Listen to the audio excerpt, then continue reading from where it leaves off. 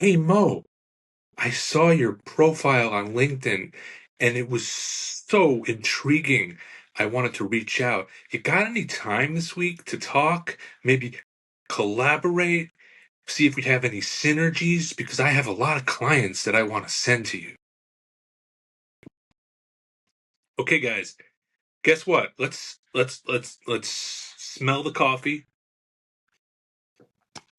Let's try to figure out why I should say yes and why I should say no to the financial advisor that's trying to reach out and build a relationship with me, a tax advisor, a CPA, a guy that has a tremendous amount of trust with his clients, that we should work together.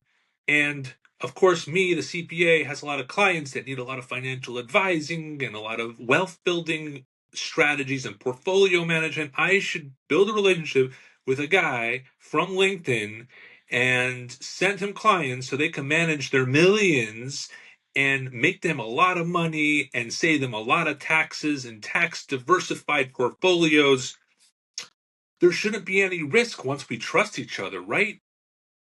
What I tell these people is that I already have relationships with people in the financial space, which is a true thing.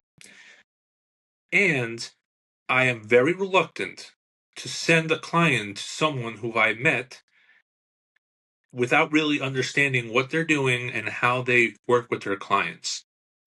Now, why? What is the risk? We'll show you everything that we're doing, and if they don't like it, they can leave. See, the difference between a CPA like myself and a financial advisor is if I mess up a tax return, if I mess up a financial statement, what what are the repercussions? What happens? Well, as long as we figure out what the mess up was within like 3 years, we can always amend. We can amend the tax return. We can fix the problem. They overpaid in taxes. Okay, let's fix it. Or they underpaid in taxes and let's fix it. Penalties. Okay, it happens once in a while. We can get out of that. Reasonable cause.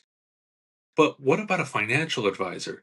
A guy takes all your money, he puts it into investments that supposedly will save you a ton of taxes or will help build your wealth.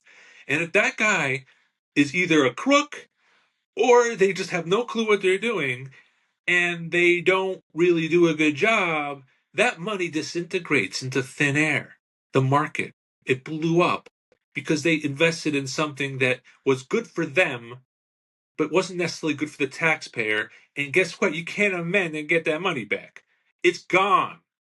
So, me as a tax advisor, a CPA, I have a hard time to refer to a wealth advisor.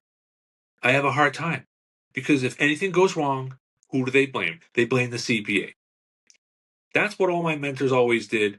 They grew really good relationships, really good firms, and they just let the clients find their own advisors because why should the CPA be on the hook for if something happens? See, a CPA could fix things if there's a problem. The client could go somewhere else if they're not happy with the service. If they feel like the other CPA is going to do better with strategies or pick up the phone better, okay, fine. But a wealth advisor, you got to be very careful because your money could just disappear. Not necessarily because they're trying to make it disappear, but maybe that insurance product that they sold you wasn't really what you needed. They sold it to you because it was in the best interest of the advisor to sell it to you because they got a crazy amount of commissions. So I want to build a relationship with a lot of wealth advisors. I am in the process of doing that, but really, all I can really offer a wealth advisor at this point, especially in the beginning, is let me help your clients.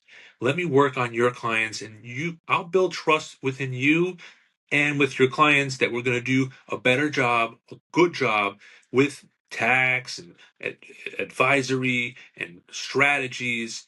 And when I see how you interact with your client and how you are building wealth with your client and how good your track record is, guess what? You're in the top of my mind. You sent me $100,000 worth of business, and I really trust in what you're doing to the point where If my client asks me, hey, you have any good financial advisors? What do you know? This guy, Paul, he's amazing. I've been working with his clients for years. I think he's great. So I hope that really kind of explains why I'm always hesitant to just jump in, get into a relationship one-sided where I'm giving and they're not really reciprocating. That's not how I think it works. I like to work with the financial advisor and their current clients. I'll make some money, I'll make the relationship, I'll help them, and eventually, when I feel that I trust what they're doing, what that advisory RIA firm is doing, then guess what? Now I have a place to refer clients to, and there's a element of trust, and that's all I have to say about that. Follow me for more tips. We talk about tax strategies, wealth building strategies, and just trying to save and help people and give them value for freedom and financial success. Have a great day.